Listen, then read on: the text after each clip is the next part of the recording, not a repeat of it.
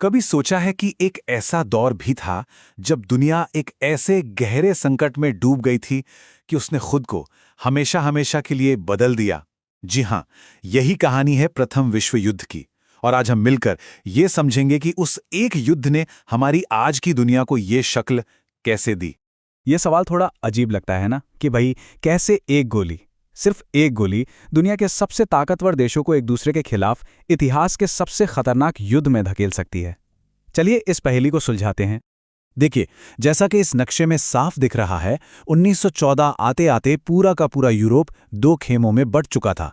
एक तरफ थे मित्र राष्ट्र तो दूसरी तरफ केंद्रीय शक्तियां। और ये सिर्फ दो गुट नहीं थे, बल्कि दो ऐसे समूह थे जिनमें एक दूसरे के लिए शक और अविश्वास अपने चरम पर था। तो सवाल ये है कि युद्ध की ये आग भड़की कैसे? देखिए, ये कोई अचानक हुई घटना बिल्कुल नहीं थी। इसकी जमीन दशकों से तैयार हो रही थी। चलिए समझते हैं कि वो कौन से कारण थे जिन्होंने यूरोप को एक बारूद का ढेर बना दिया था। ये जो बारूद का ढेर वाली बात है ना, इसे समझना बहुत जरूरी है। ये सिर्फ कहने की बात नहीं, बल्कि उस समय की राजनीतिक हकीकत थी। यूरोप में तनाव इतना ज्यादा बढ़ चुका था कि हर देश मानो अपनी सांस रोके बस उस एक चिंगारी का इंतजार कर रहा था जो सब कुछ जलाकर राख कर दे। तो इस बारूद के ढेर में था क्या क्या? सबसे पहले तो चरम राष्ट्रवाद, मतलब मेरा देश सबसे महान है, बाकी सब कुछ नहीं। दूसरा साम्राज्यवाद, यानी नए बाजारों और जमीन पर कब्जे की होड़। तीसरा सैन्यीकरण, जहां हर देश अपनी फौजी ताकत बढ़ाने में लगा था, एक दूसरे से आगे निकलने की दौड़ में। और सबसे आखिर में वो गुप्त गठबंधन, जिन्होंने देशों को एक दूसरे की रक्षा के वादों में बुरी तरह जकड़ लिया था। और यही गठबंधन सिस्टम आखिरी कील साबित हुआ। इसकी वजह से हुआ ये कि अगर दो देशों के बीच जरा सा भी कोई विवाद होता तो उनके सभी सहयोगी देश भी उस झगड़े में खिंचे चले आते थे। मतलब शांति की कोई गुंजाइश ही नहीं बची थी। अब जरा इस तस्वीर को देखिए। ये दिखाता है कि ये गठबंधन कितने ज्यादा उलझे हुए थे, बिल्कुल एक मकड़ी के जाले की तरह। कौन किसका दोस्त है और कौन किसका दुश्मन, ये सब एक दूसरे से इस तरह जुड़ा हुआ था कि एक छोटे से झगड़े का विश्व युद्ध में बदलना लगभग तय था। तो वो दो मेन गुट कौन थे? एक तरफ थे मित्र राष्ट्र, जिनमें मुख्य रूप से फ्रांस, ब्रिटेन और रूस थे। और हां, 1917 में अमेरिका भी इनके साथ आ गया। वहीं दूसरी तरफ थी केंद्रीय शक्तियां, जिनमें जर्मनी, ऑस्ट्रिया हंगरी, ऑटोमन साम्राज्य और बुल्गारिया शामिल थे। तो ठीक है, बारूद का ढेर तो अब पूरी तरह तैयार था, बस इंतजार था एक चिंगारी का। चलिए देखते हैं कि वो चिंगारी क्या थी जिसने इस पूरे ढेर में आग लगा दी। यही घटना वो चिंगारी थी जब ऑस्ट्रिया हंगरी साम्राज्य के वारिस आर्क ड्यूक फ्रांस फर्डिनेंड की साराजेवो में हत्या कर दी गई। तो उस वक्त किसी ने नहीं सोचा होगा कि इसका अंजाम एक विश्व युद्ध होगा। लेकिन यही वो घटना थी जिसने दशकों से सुलग रहे तनाव को भड़का दिया। इस हत्या ने एक ऐसा डोमिनो इफेक्ट शुरू कर दिया जिसे कोई रोक ही नहीं सका। देखिए हुआ क्या। ऑस्ट्रिया हंगरी ने सर्बिया पर युद्ध का ऐलान किया। रूस सर्बिया के बचाव में आ गया। फिर जर्मनी ने रूस पे हमला बोल दिया। उसके बाद जर्मनी ने फ्रांस पर भी धावा बोला। और जैसे ही जर्मन सेना बेल्जियम में घुसी तो ब्रिटेन भी युद्ध में कूद पड़ा। बस देखते ही देखते एक के बाद एक देश इस आग में खिंचते चले गए और विश्व युद्ध शुरू हो गया।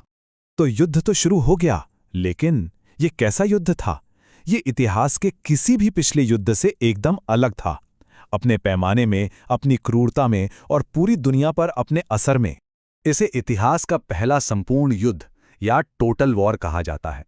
इसका सीधा सा मतलब ये था कि लड़ाई सिर्फ सरहदों पर सैनिकों के बीच नहीं थी, बल्कि इसमें शामिल हर देश ने अपनी पूरी ताकत, अपना सारा पैसा, अपने सारे उद्योग और यहां तक कि अपने आम नागरिकों को भी युद्ध जीतने के लिए झोंक दिया था। ये युद्ध 4 साल से भी ज्यादा चला। 1914 में पश्चिमी मोर्चे पर खाइयों वाला युद्ध शुरू हुआ, जहां सेनाएं सालों तक एक दूसरे से बस कुछ ही गज की दूरी पर फंसी रहीं। 1917 में अमेरिका के आने से मित्र राष्ट्रों को नई ताकत मिली और आखिरकार 11 नवंबर 1918 को ये महायुद्ध समाप्त हुआ। लेकिन ये याद रखना बहुत जरूरी है कि लड़ाई सिर्फ फ्रांस और बेल्जियम की खाइयों तक ही सीमित नहीं थी।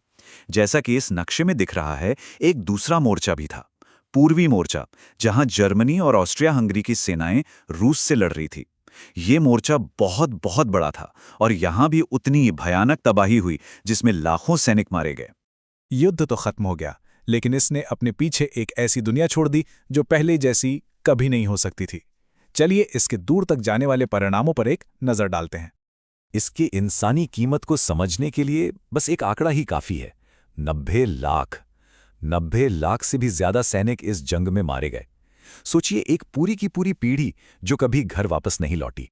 इसका सबसे बड़ा राजनीतिक नतीजा ये निकला कि सदियों पुराने 4 विशाल साम्राज्य रूस, ऑटोमन, ऑस्ट्रिया हंगेरी और जर्मनी इस युद्ध के बाद ताश के पत्तों की तरह ढह गए। इसने दुनिया में ताकत का जो संतुलन था उसे हमेशा के लिए बदल कर रख दिया। जरा इन नक्शों को ध्यान से देखिए। बाईं तरफ है 1914 का यूरोप और दाईं तरफ है 1922 का। फर्क बिल्कुल साफ है। पुराने साम्राज्यों की जगह कई नए देश बन गए थे। इस युद्ध ने यूरोप के नक्शे को हमेशा के लिए दोबारा बना दिया था। और आर्थिक रूप से देखें तो जीतने वाले और हारने वाले दोनों ही देशों की अर्थव्यवस्थाएं तबाह हो गईं। सरकारें भारी कर्ज में डूब गईं, फैक्ट्रियां बर्बाद हो गईं, बेरोजगारी आसमान छू रही थी और महंगाई ने तो आम लोगों का जीना मुश्किल कर दिया था। और इसका एक और गहरा असर था जो दिखाई नहीं देता था। वो था मनोवैज्ञानिक आघात। लाखों सैनिक शेल शॉक के साथ घर लौटे, जिसे आज हम PTSD के नाम से जानते हैं। युद्ध के मैदान की उस भयावहता ने उन पर जिंदगी भर के लिए गहरे जख्म छोड़ दिए थे। तो अंत में हम ये कह सकते हैं कि प्रथम विश्व युद्ध सिर्फ इतिहास की एक घटना नहीं है। इसने उन राजनीतिक, आर्थिक और सामाजिक ताकतों को जन्म दिया जो आज भी हमारी दुनिया को प्रभावित कर रही हैं। ये एक ऐसा युद्ध था जिसने सच में 20वीं सदी को आकार दिया। तो सवाल ये उठता है कि क्या इतिहास की इस सबसे बड़ी तबाही से मिले सबक आज भी उतनी ही मायने रखते हैं?